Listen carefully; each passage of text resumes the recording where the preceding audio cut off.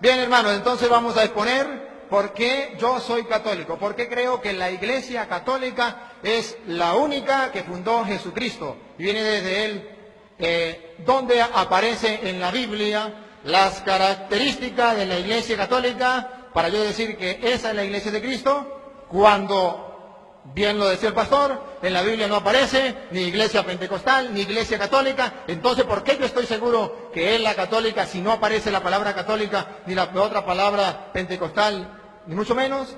Porque en Mateo 16, 13 en adelante, que leyó el hermano también, dice: llegado Jesús a la región de Cesarea de Filipo, hizo esta pregunta a sus discípulos: ¿Quién dicen los hombres que es el Hijo del Hombre? Ellos dijeron, unos que Juan el Bautista. No la acertaron, estaban equivocados. 2. Otros que Elías, tampoco la pegaron, equivocados. Otros que Jeremías, equivocados. O que alguno de los profetas, totalmente equivocados. En la mentira, estaban en el error. Jesús entonces, cuando ve ese error, le pregunta a los apóstoles: la gente está ida, no sabe quién es. Ahora ustedes, ¿quién dice que soy yo? Pedro dice: tú eres el Mesías, el Hijo de Dios. ¿Dijo la verdad o dijo mentira? La verdad. Cuando Jesús ve que Pedro dice la verdad, inmediatamente le dice: y yo a mi vez te digo que tú eres Pedro, y sobre esta piedra edificaré mi iglesia. ¿Sobre qué iba a edificar la iglesia? ¿Sobre la mentira y la falsedad de aquellos o sobre la verdad? Sobre la verdad que Pedro estaba diciendo, que él era el Mesías. En una persona que tenía la verdad. Por eso entonces allá podemos leer en 1 de Timoteo capítulo 3 versículo 15, que la iglesia es columna y base de la verdad. Es decir, Cristo fundó una iglesia para que esa iglesia mantenga la verdad. Ahora, ¿y cuál es esa iglesia?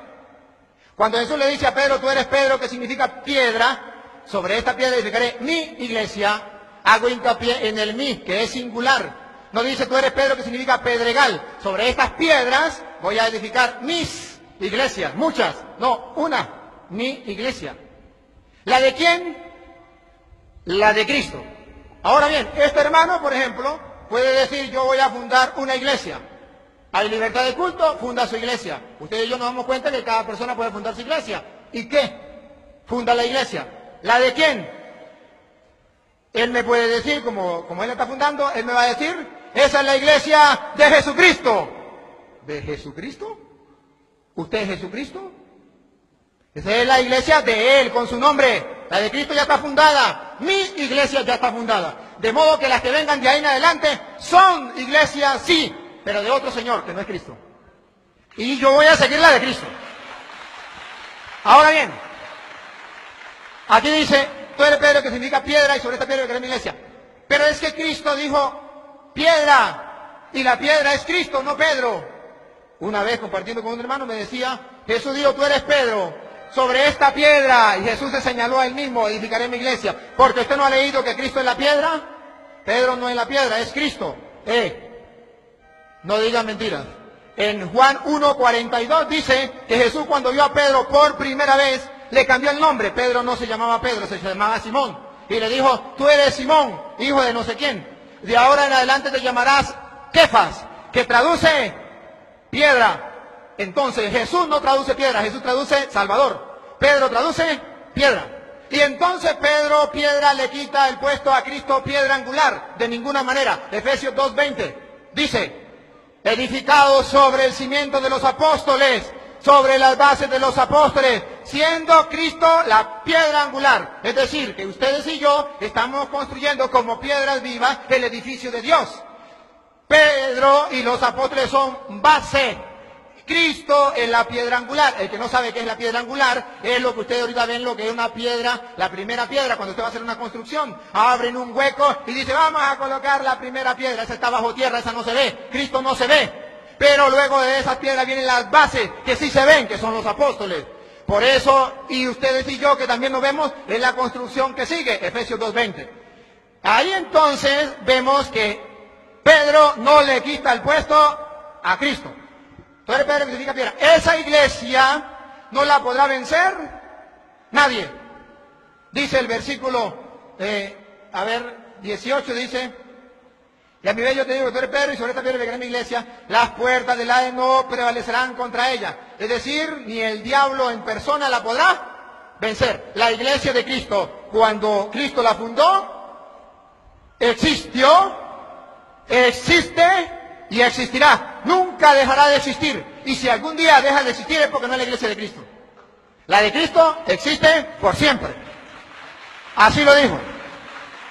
Ahora bien, nadie la podrá vencer. Y le dice a Pedro, escucha, a Pedro, a ti, no había otro, estaba hablando con Pedro, a ti te doy las llaves del reino de los cielos. Esto no nos dice nada a nosotros porque nosotros no tenemos reino. Pero en el antiguo pueblo de Israel sí había reino. Y está en el Isaías capítulo 22, versículo 20 al 22. ¿Qué significa darle las llaves a Pedro? ¿Por qué nosotros decimos que Cristo fundó la iglesia sobre Pedro, primer papa? Porque Isaías capítulo 22, versículo 20 al 22, dice que cuando iba a darle el rey el poder al mayordomo, al jefe, le entregaba las llaves en público, las llaves. Y esto significaba que cuando el rey no estuviera, el mayordomo hacía las veces del rey y todo el mundo lo tenía que respetar, porque era el que el rey había colocado, le había entregado las llaves. Lo leo. Aquel día llamaré a mi siervo Eliaquín, hijo de Jerquías, le revestiré de tu túnica, con un fajín le sujetaré, tu autoridad pondré en su mano, y será él un padre para los habitantes de Jerusalén y para la casa de Judá. Pondré las llaves de la casa de David sobre su hombro. ¿Abrirá? Nadie cerrará. ¿Cerrará? Nadie abrirá. Igualitico lo que dice Mateo. A ti te doy la llave del reino, pero no del reino de David, el reino de los cielos. Es decir, ¿qué está diciendo?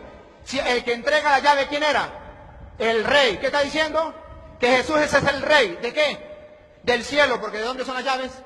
Del reino de los cielos. A ti te doy las llaves del reino de los cielos. El rey es Jesús.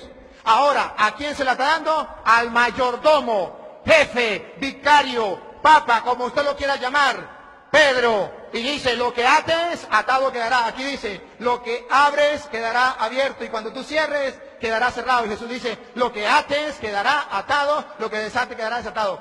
Dos enseñanzas. Cristo es el rey. Ese rey se va, pero deja a un mayordomo, a un jefe, a un guía, a un papa. Le entrega la llave, no de la tierra, porque Cristo no. Él viene a proclamar el reino de los cielos, le da la llave del reino de los cielos. Ahora, cuando se le entregaba ese reino, esa llave del reino, díganme, ese mayordomo, a ese jefe, el pueblo, ¿cómo hacía? ¿Qué hacía el pueblo? A ver, me está perturbando. Me está perturbando. Párenme el tiempo, párenme el tiempo. Párenme el tiempo.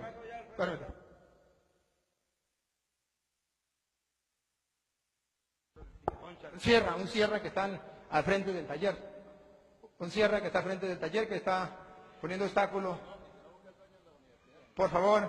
Representante del rey, en este caso Pedro, pasaba a ser padre de los integrantes del reino de Jerusalén y de Judá. En el Antiguo Testamento era el único pueblo salvo de Dios. En el Nuevo Testamento es toda la iglesia de Dios. Tiene un padre, un jefe, a quien Cristo le ha dado la autoridad, que nosotros los católicos lo llamamos papa. Usted lo puede llamar como usted quiera, pero hay alguien que tiene autoridad y que hay que rendirle respeto como a un padre, según Isaías. Seguimos entonces en Mateo 16, 18, cuando dice, lo que ates en la tierra quedará atado en el cielo, lo que desates en la tierra quedará desatado en el cielo. ¿Qué está diciendo Jesús? Lo que tú hagas yo lo respaldo, tiene mi firma y mi sello. Por eso se llama iglesia verdadera, porque tiene el respaldo.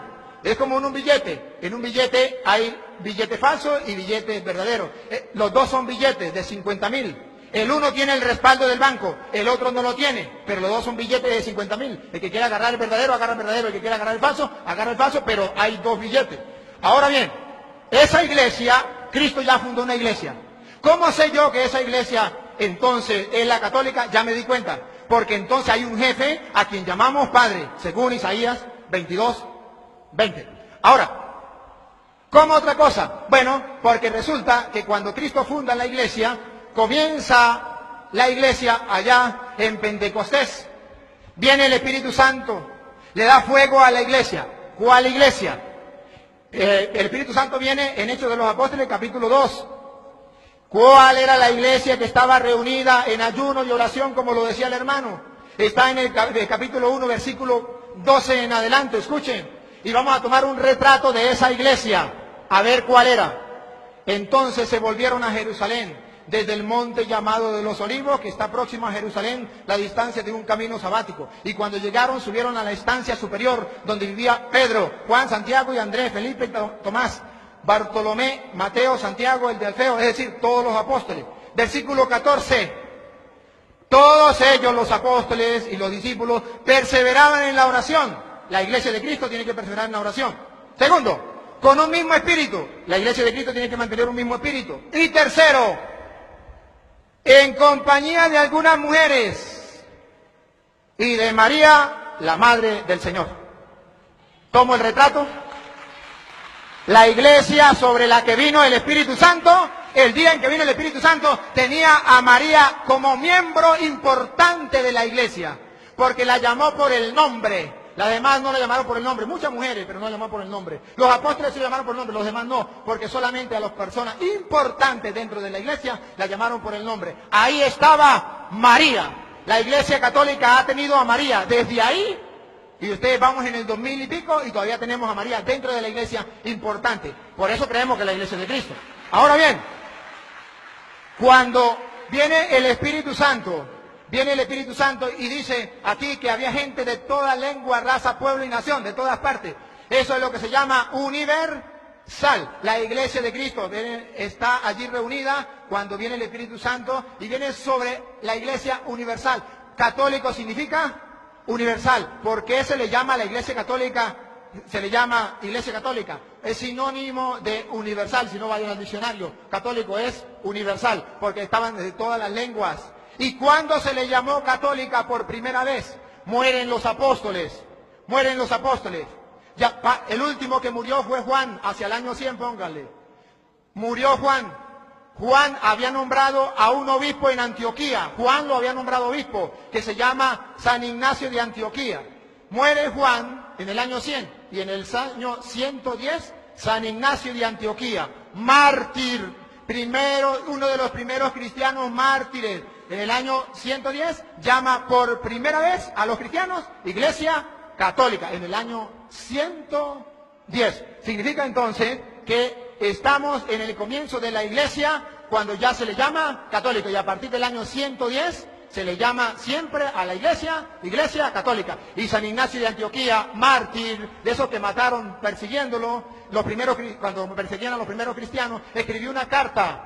Y en esa carta dice que donde está el obispo, está el presbítero, está el diácono, está la iglesia de Cristo. Ahora bien, esa iglesia de Cristo tiene un jefe, como ya lo miramos, y ese jefe agarra el mando. Viene el día de Pentecostés, viene el Espíritu Santo, y se llenan todo el Espíritu Santo y la gente comienza a decir, están borrachos, están borrachos.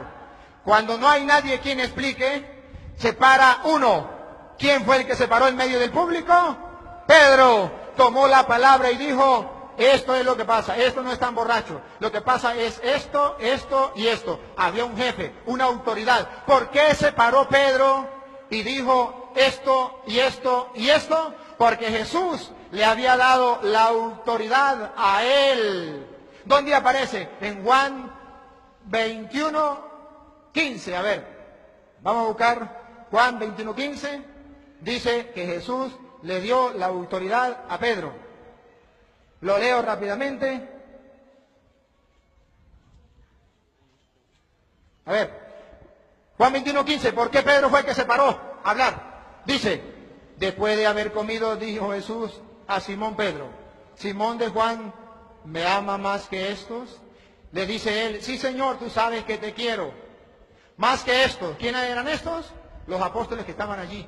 Y le dice Simón, sí Señor, tú sabes que te quiero. Y entonces Jesús le dijo, apacienta mis corderos. ¿Quién es el que apacienta? El pastor. ¿Y a quién tiene que apacentar? A los corderos. ¿Quiénes eran los corderos según Jesús? Los que estaban ahí, estos. ¿Quién eran estos? Los apóstoles. A Pedro le dio la autoridad sobre los apóstoles y los llamó cordero y le dijo, apaciéntalos. ¿Ustedes saben lo que pueden sentir los apóstoles cuando Cristo puso a un jefe en medio? Pero para que los apóstoles no se quedaran con duda, le preguntó por segunda vez, Pedro, ¿me amas? Ya no preguntó más que estos. Pedro le dice, sí Señor, tú sabes que te amo. Jesús le dijo, cuida mis ovejas. En la primera dijo, apacienta mis corderos. A los apóstoles los llamó corderos. En la segunda dijo, cuida mis ovejas. Ya no eran estos, era amplio. ¿Me amas? Una pregunta amplia. Es decir, le dio la autoridad a Pedro de apacentar no solamente a los corderos, los apóstoles, sino también a las ovejas, el resto del rebaño. Y en la tercera pregunta le dice, Pedro, ¿me quieres? Pedro se pone triste, le dice, Señor, tú lo sabes todo, tú sabes que te quiero. Jesús le dice, apacienta mis ovejas. En la primera le dio autoridad, lo nombró jefe, pastor, guía, papa, como usted lo quiera llamar, sobre los corderos. En la segunda le dio sobre las ovejas y en el tercero le dio sobre todo el rebaño. Por eso Pedro se para en Hechos de los Apóstoles 2:14 y dice, no están borrachos, no estamos borrachos, lo que pasa es esto, esto y esto. Y en el concilio de Jerusalén, capítulo 15 de los Hechos de los Apóstoles, cuando hay problemas, ¿qué pasa? ¿Quién es el que pone fin al problema? Pedro se para y pone fin al problema y dice, esto es así y así, así, porque Dios me ha mandado a mí a poner aquí esto y esto. Y es Pedro el que pone la solución. Los apóstoles, ¿cómo llaman a Pedro? ¿Los llaman Simón? No, los apóstoles lo van a llamar siempre Pedro, porque Jesús le cambió el nombre y ellos, para recordar que Pedro era la roca donde Cristo había fundado la iglesia, siempre lo llamó Pedro. ¿Cómo más sé yo que esa iglesia es la de Cristo? Ya viene el Espíritu Santo. Capítulo 2. Ahora, en el versículo 2, versículo 42, dice que esa iglesia que estaba reunida allí tenía una característica importante, la iglesia naciente. Cualquiera puede decir, es la mía, vamos a ver si es la suya. Capítulo 2, versículo 43, se mantenían constantes en la enseñanza de los apóstoles. Cualquier iglesia puede decir, eso lo hacemos nosotros. Los apóstoles. En la comunión, cualquier iglesia puede decir, eso nosotros. En la fracción del pan. Ahí solo una iglesia se mantiene en la fracción del pan que se llama la Eucaristía. ¿Y por qué se le llama fracción del pan? Fracción del pan porque dice, por allá, dice el Evangelio de San Mateo, capítulo 26, versículo 26, que Jesús la noche antes de ser entregado agarró pan y dijo, tomen, coman, esto es mi cuerpo. Lo partió y se lo dio a sus discípulos diciendo, tomen, coman, esto es mi cuerpo. Lo partió, lo fraccionó. Allá en Lucas capítulo 24, versículo del 30 en adelante, dice que reconocieron al Señor al partir el pan. Se quedó Jesús en el pan. La fracción del pan, entonces, la iglesia naciente, mire que dice la Biblia, estaba unida en la enseñanza de los apóstoles y en la fracción del pan. Cualquier persona me puede decir, no, pero eso también lo hacemos nosotros cada mes, cada año. La iglesia de Cristo, la que fundó Cristo, la de Pentecostés, no lo hacía cada vez ni cada año, lo hacía todos los días, capítulo 2, versículo 46, todos los días.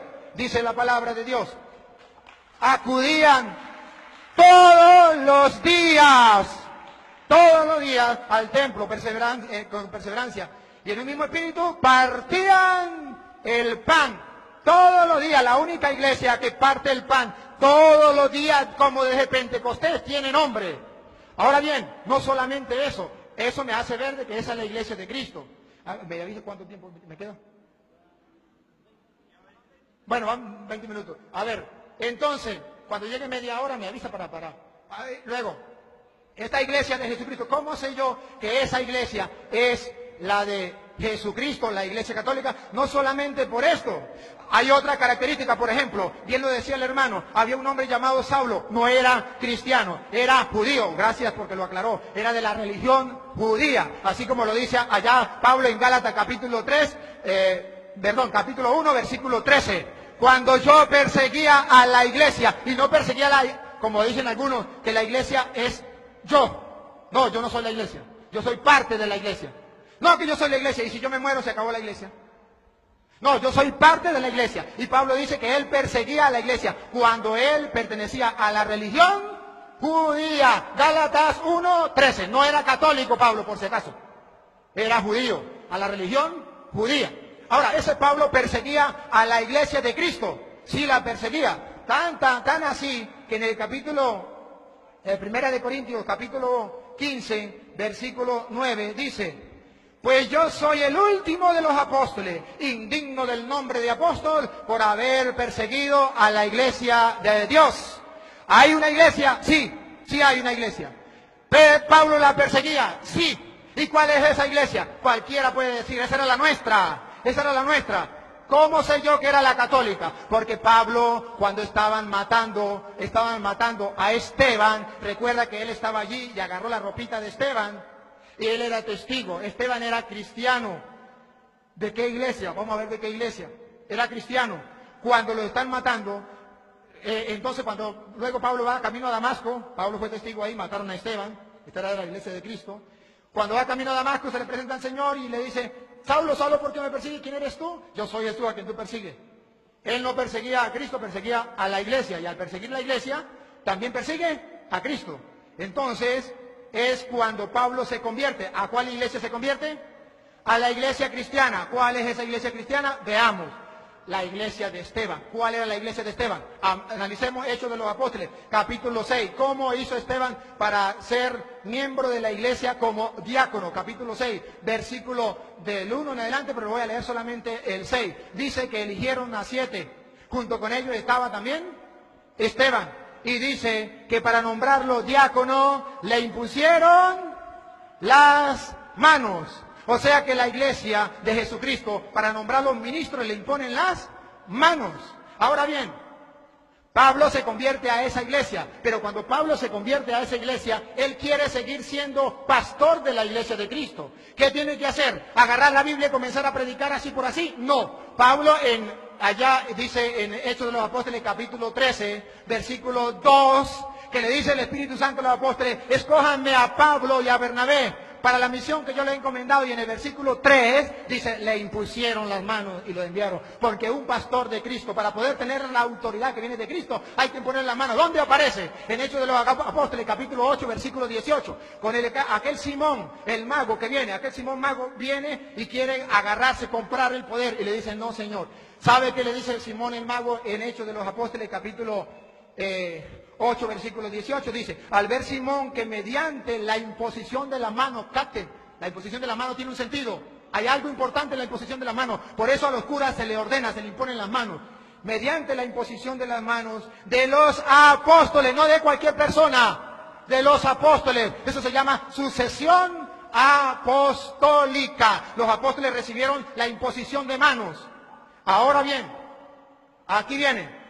Cuando vio que a través de la imposición de la mano se recibía el Espíritu Santo, le ofreció dinero y les dijo: escuchen, dame a mí también ese poder, que reciba el Espíritu Santo a quien yo le imponga las manos. ¿Para qué quería que le impusieran las manos? Ni siquiera para recibir el Espíritu Santo. Quería que le pusieran las manos, ¿sabe para qué? Para él tener poder de imponerle las manos a otros. A otro. Él tenía el afán de ordenar gente, nombrar ministros del Señor. Porque él había visto que a través de la imposición de las manos se le daba el poder que Cristo le dio a los apóstoles. Por eso Cristo le dice a los apóstoles allá en Juan 20, 21, como el Padre me envió a mí, así los envío yo a ustedes. Ahora, los apóstoles asumen la misión de Cristo, reciben la misión de Cristo, envían a los otros pero imponiéndole las manos. A Esteban le imponen las manos. A Pablo le imponen las manos. Pablo le impone las manos a Timoteo. Pónganlo, si no, ustedes, segunda de Timoteo, capítulo 1, versículo 6. Ahí dice que Pablo le impuso las manos a Timoteo. Segunda de Timoteo, capítulo 1, versículo 6. Dice, a ver, allí, yo me la sé. Ustedes la pueden leer en la casa. Dice, no le recomiendo que revive el don que Dios te ha dado a través de la imposición de mis manos. A Pablo le impusieron las manos, Pablo ordena obispo a Timoteo con la imposición de las manos. Pero en el capítulo 5 de primera de Timoteo, el capítulo 5 de primera, 22, 22, dice, no te precipites en imponer a nadie las manos, no sea que se haga cómplice de los pecados ajenos. A Pablo le imponen las manos en Hechos 13:3. Pablo impone las manos a Timoteo, primera de Timoteo, capítulo 1, versículo 6. Pablo le dice a Timoteo, no le impongas a nadie las manos a la ligera para que no se haga cómplice de los pecados.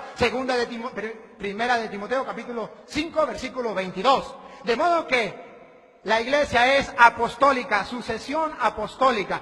Y desde ahí la iglesia siempre ha tenido ministros ordenados, han recibido la imposición de la mano para recibir el poder que viene de lo alto. Eso entonces a mí me asegura que esa es la iglesia de Jesucristo. ¿Dónde aparece entonces esa jerarquía como tal? Le voy a dar la cita. En primera de Timoteo capítulo 3 habla de los obispos, vigilantes o coordinadores de la comunidad, como usted lo quiera llamar, pero dice que son obispos. En primera de Timoteo capítulo 3, versículo 8 dice los diáconos. En primera de Timoteo capítulo 5, versículo 17 dice y los presbíteros o ancianos, que los ancianos no son los viejos, son los presbíteros, los que dirigen la comunidad. Vemos entonces en la iglesia una comunidad, que Cristo deja una jerarquía y a Pedro lo pone al frente de eso, ya lo mostramos, y a Pedro le da algo que no le dieron los apóstoles. Lucas 22:31 le dice, están reunidos los apóstoles, le dice a Pedro, Simón, mira que Satanás ha pedido permiso para zarandearlos a ustedes como se hace con el trigo, a los apóstoles. Pero yo he rogado por ti. ¿Y los demás qué? Que lo coman tigre. Es que Pedro era el jefe, ya lo había nombrado pastor, ya lo había nombrado roca de la iglesia. Entonces, yo he rogado por ti para que tu fe no venga abajo. Tú tendrás que fortalecer a tus hermanos. Jesús oró, yo he rogado por ti, por Pedro. ¿Esa oración es válida o no válida? ¿Es importante o no es importante? ¿Para qué rogó Cristo? Para que la fe de Pedro no se venga abajo. Tú cuando hayas vuelto significa que lo iba a negar. Pero cuando se arrepintiera, él tenía que fortalecer a sus hermanos. Y de ahí entonces que ustedes y yo hablamos de algo que se escucha dentro de la Iglesia Católica, la infalibilidad del Papa. Luego, algunas cosas extra, media hora, muy bien, gracias. Algunas cosas extras bíblicas para hablar por qué yo pertenezco a la Iglesia Católica. ¿Por qué? Porque resulta, ahorita fui a Roma, tuve la oportunidad de ir y me llevé sorpresa. Primero, fui a visitar la tumba de San Pedro, los restos de San Pedro en la tumba, en una cueva allá de Roma. Y adivine dónde está. Bajo la Basílica de San Pedro, donde el Papa celebra la misa. Oye, los primeros cristianos enterraron a Pedro y cuidaron de sus restos y de su tumba. ¿Quiénes serán? La iglesia que tenga los restos de San Pedro, esa iglesia es la que viene desde Cristo, porque guarda los restos de San Pedro. Lo tiene la Iglesia Católica. Cualquier iglesia podría decir, esa éramos nosotros. Y la Iglesia Católica nos robó los restos de San Pedro. Dígame, ¿cuándo y quién? Y nos entendemos. Porque, según la historia, no. Los restos de San Pedro lo tiene la Iglesia Católica. Fui a la catacumba de los cristianos. Esa catacumba, 20 kilómetros bajo tierra, donde en el año 100 al año 313, los cristianos vivían bajo tierra, los cristianos perseguidos, 20 kilómetros bajo tierra. Ahí enterraban a los primeros mártires de la iglesia de nuestro Señor Jesucristo. Y ahí lo enterraban. Fui, lo vi, y resulta de que ahí mostraban donde tenían un cuartico chiquitico bajo tierra para celebrar la Eucaristía, la acción de gracias del Señor. Y más todavía, ¿por qué mataron a esos que estaban enterrados ahí? Porque esos que estaban enterrados ahí creían que en ese pedazo de pan estaba Cristo. Y ese era el rey del universo. Y el emperador decía, no, el único rey es el emperador. Y ellos decían, no, el rey es Cristo y está con nosotros. Y ahí, cuando los encontraban celebrando la misa en esa cueva, los mataban celebrando la misa. Esos son los primeros cristianos. Cuando yo descubrí que era en el año 100, estoy hablando del año 100, el año 200, el año 300, cuando tuvieron los cristianos bajo tierra como topos, eran católicos, no eran de otra religión. ¿Por qué yo soy más? ¿Por qué, hermano? ¿Por qué yo soy católico? Porque la iglesia hizo la Biblia. La Biblia no la hizo cualquier persona por ahí. Si lo hizo un tonto o un loco, yo no le creo. La Biblia no la hizo Dios. Dios iluminó a los apóstoles para que escribieran.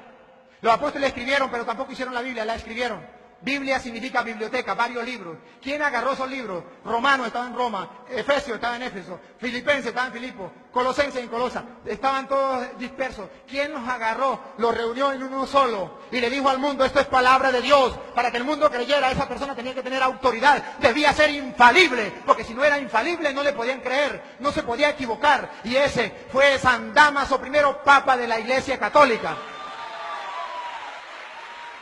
En el año 382, y por si a alguno le quedaba así dudita, en el año 383 también lo reafirmó, y en el 87 también lo reafirmó. Están los escritos, los retos para que los lean. Están los concilios, Sínodo Romano, año 382, búsquenlo. Concilio de Hipona y Concilio de Cartago, búsquenlo, están escritos. ¿Dónde aparece? Y eso está en biblioteca, usted se puede, o por internet, búsquelo. Y verá que la iglesia que hizo la Biblia fue la iglesia católica. ¿Y por qué estoy seguro que esa Biblia es palabra de Dios? Porque quien lo dijo es el vicario de Cristo, Papa San Dámaso I de la iglesia católica, con 73 libros lo hizo. Ahora bien, cuando yo sé quién hizo la Biblia y que cuando nació la Biblia, tenía 73 libros, nació con 73. Apocalipsis capítulo 22, versículo 18 dice que el que le quite o que le ponga, le caigan todas las plagas de Egipto. En el año 1520 apareció un hombre llamado Martín Lutero y le quitó 7 libros a la Biblia. Eso es imposible según Apocalipsis 22, 18. Y por eso los católicos no lo permitimos. No es que los católicos le pongan. No, señor. Ahora bien, le dije, esta es la iglesia de Cristo.